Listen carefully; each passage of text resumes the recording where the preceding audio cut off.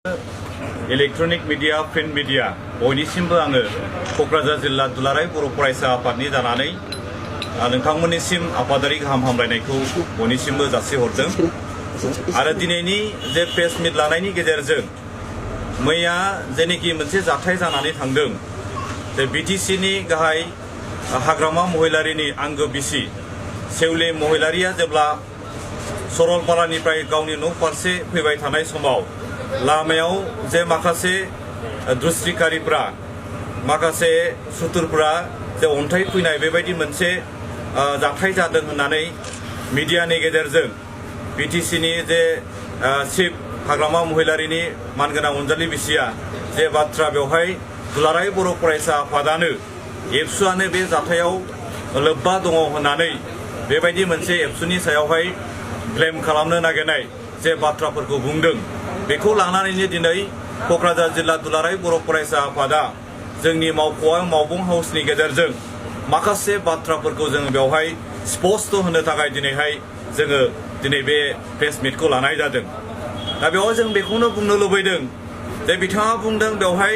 एबसुआ बेवहाय थोंजोङै बे जाथायखौ खालामदों होननानै, नाथाय जों बेखौनो बुंदों जे बिथांनाव मा प्रमाण पत्र दं जे थारैनो अन्थाइ खुमारदों जे एबसुनि मानसिफ्रा होननानै बियो बेवहाय माबा मोनसे फोरमान होनो हानाय बेबायदि बिथाङा फोरमान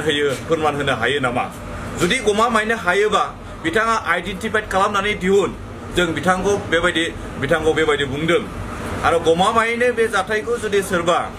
इन्डिभिजुवेल व्यक्तिगत सोरबा सुबुङा जुदि खालाममारदोंब्ला जोङो बेखौनो क'क्राझार पुलिस प्रशासनाव जोंबो दाबि खालामदों जे बे जाथायजों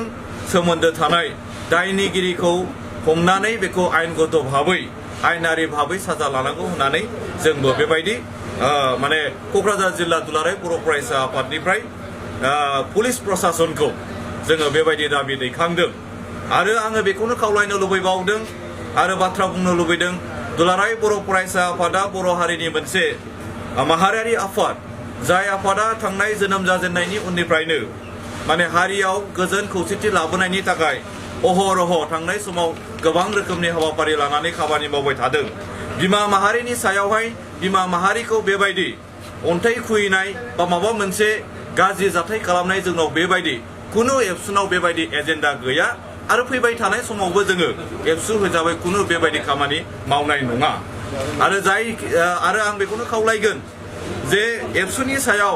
एबसुखौ लानानै जानला मेनला बाथ्रा बुंनाय बेफोरबायदिनिफ्राय जेन' जानगाराव थायो आं बेखौ खावलायगोन।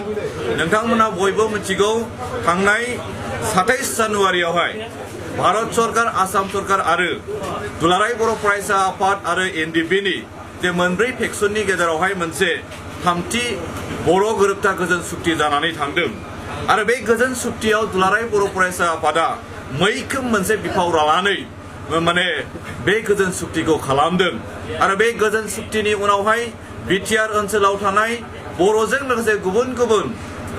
जाथि माहारिनि गेजेरावहाय मोनसे गोजोन मोनसे सान्थि परिबेसा फैदों। आरो बे समाव दिनैहाय बेबायदि मोनसे राजनितिक भाबै बा पलिटिकाइज माबा मोनसे षड़यन्त्र खालामनानै बिटिसि रिजनाव जे माबा मोनसे बेबायदि दुंहाव थासारि खालामनायखौ जोङो दुलाराय बर' फरायसा आफादा जों माब्लाबाबो लुबैयाखै। आरो फैबाय थानाय समाव दुलाराय बर' फरायसा आफादा बर' हारिनि जानानै बिभिन्न जाथि जनगोष्ठीनि जानानै माब्रैहाय जोङो गोजोन जौगानायनि थाखाय मोनसे मोजाङै खामानि मावलांनो हायो, बिनि थाखायसो दुलाराय बर' फरायसा आफादा फैबाय थानाय समाव जोङो खामानि मावलांगोन।